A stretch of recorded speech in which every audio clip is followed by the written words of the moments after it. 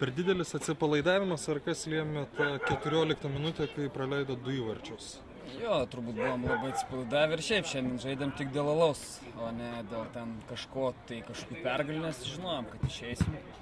Ir netgi buvom sudėtyse ten apsikeitę, bet kas, kur norėjo, ten žaidė. Bet po tų 2 golų supratom, kad reikia surimtėti biškį, tai sugrįžom į pozicijas, savo tą žaidimą žaidėm ir jau paskui apylygis tas žaidimas gavosi.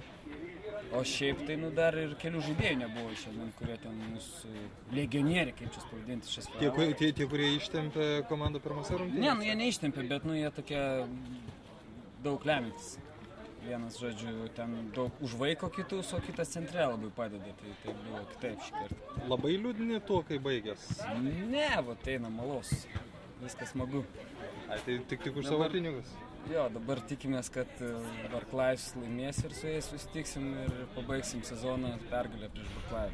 Norėtumėt, kad būtent jūs nugalėtumėt? Jo, mums labai patinka, kaip keletą kartų pasakėm, ypač dėl to, kad mūsų straikeris iš pernai metų išėjo pas juos, tai dabar norėtųsi jam parodyti, kur reikia jam grįžti. Ačiū.